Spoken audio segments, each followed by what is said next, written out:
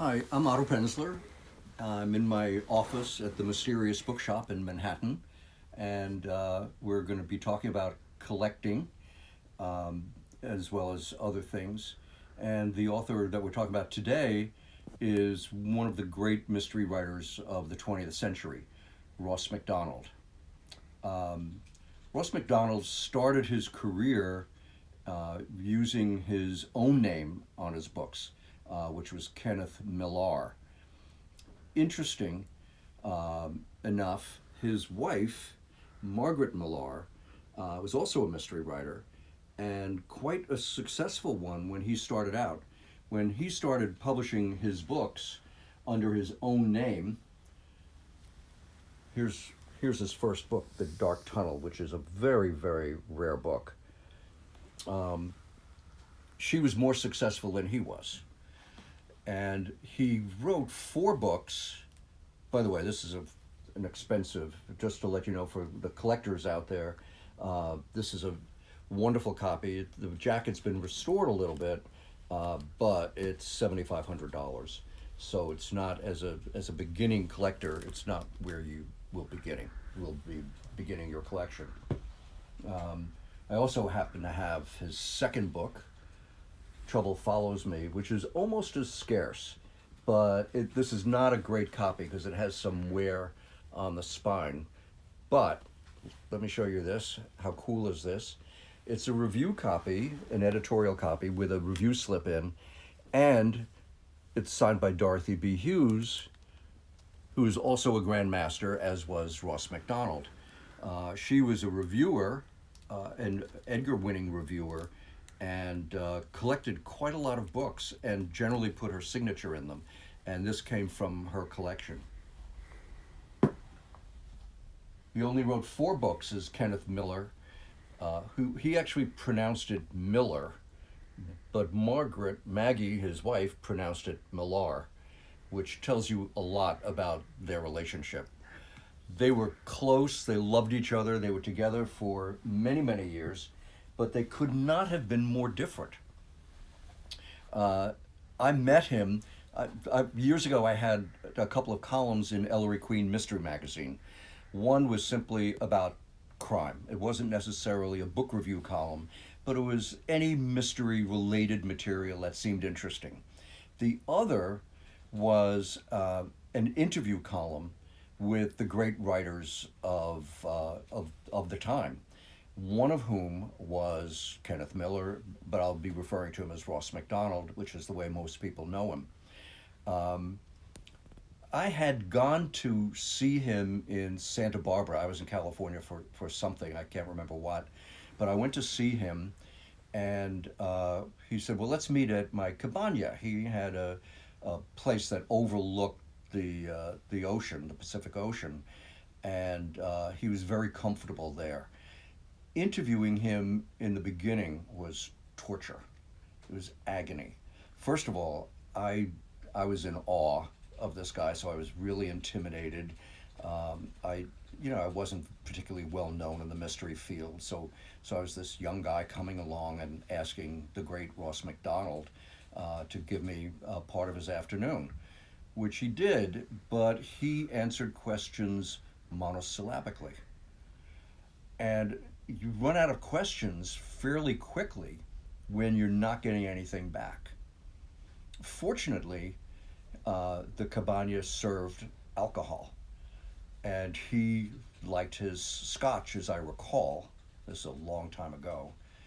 And as he sipped his scotch, his tongue loosened, and he became much more loquacious, and it wound up being fun.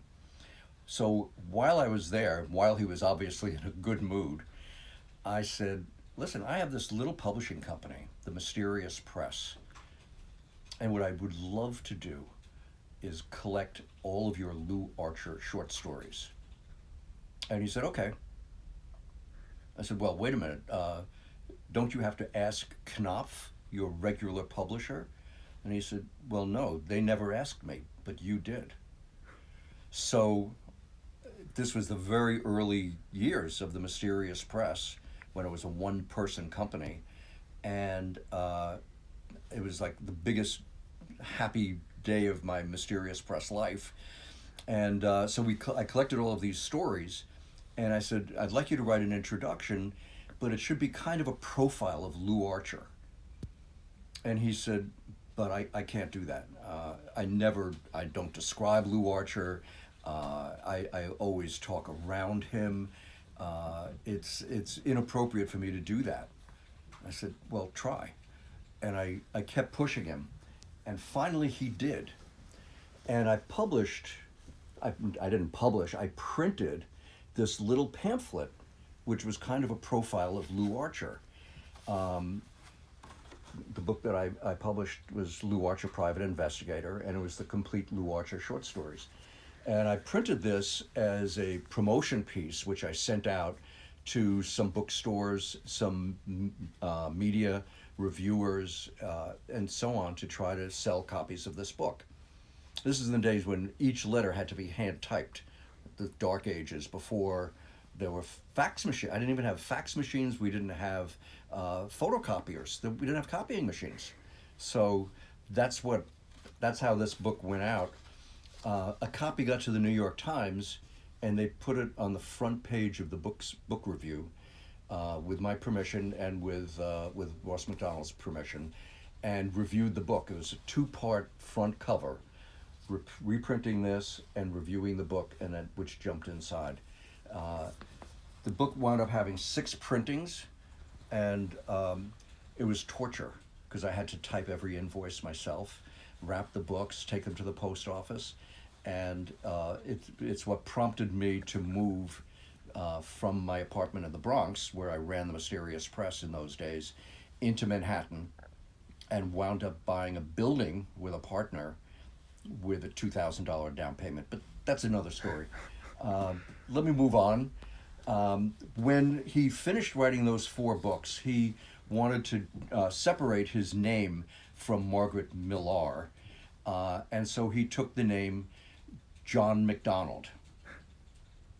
It was a poor choice because John D. McDonald at that time was already a fairly successful writer. So he quickly went to John Ross Macdonald. They had an exchange of letters that was, how can I say this tactfully, acerbic. Ken saying he had the right to use any name he wanted, John D. saying, yeah, but not my name. And finally, he decided to go to Ross Macdonald, which is how we've come to know him. He was one of the great writers of the 20th century, especially as a private writer of private eye fiction, hard-boiled, I suppose, and he was the natural progression of going from Dashiell Hammett to Raymond Chandler to Ross Macdonald, and they are regarded, and quite rightly, I think, as the great 3 writers of private eye fiction in literary terms in America, if not necessarily popularity. The great popular private eye writer of that time was Mickey Spillane, who I admired tremendously as a writer, but a lot of people didn't and still don't. And he was by far, he outsold all 3 of those combined by a multiple of 10. Just an incredibly successful writer. As the Ross Macdonald books, the original ones kind of pastiched Raymond Chandler. He admired Chandler, and his Lou Archer character was largely a character much like Philip Marlowe, smart alecky, dialogue, etc. And it's only when he got to the Galton case where he found his own name, his own style rather, and became a Ross Macdonald. You could tell the difference in the early Ross Macdonald books and the later ones. You could see the style is much more his own. He moved from the early books, the Kenneth Miller books were published by Dodd Mead, and then when he created the Ross Macdonald books, he went to Knopf, and this is a beautiful copy in dust jacket, also from the Dorothy B. Hughes collection. It's $500.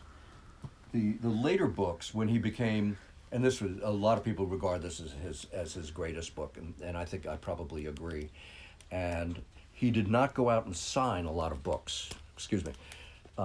So to find an inscribed book for him, he did not go and do autographing events at bookshops. He was a reclusive, quiet gentleman, and so his autograph books tend to be fairly uncommon. Uh, and this is a very nice one to Vance Morgan, with my respects and regards. And because they're uncommon, they're expensive. This is $1,750. And there are just some more. Here's when he was still writing as John Ross Macdonald, and then later just as Ross Macdonald. The very late books are fairly common because he did become a very, very successful writer, and the books were printed in much larger quantities. And so you can find the later books for not very much money, fine first editions. And for people who begin to collect him, I think starting with some of the later books, depending upon your wallet, obviously, but that's not a bad way to go. Oh, I do have, it's not a manuscript exactly, but it's kind of a manuscript. He wrote the introduction to a book, and this is for those of you old enough to remember what carbon paper was. This is the carbon copy of something this is back in the day when all of us would type a letter and insert a carbon so that we'd have a copy of whatever it is that we typed. And this is the carbon typescript of his introduction to a book with his signature on it. So that's our Ross Macdonald. We became pretty good friends via correspondence and on the telephone after I published his book. Sadly, he was fairly young, 60s, when he got Alzheimer's, and Maggie, his wife, took care of him even though she was going blind at the time. So the family was visited by tragedy more than once, but the books are extraordinary, and I truly highly recommend them. Thank you.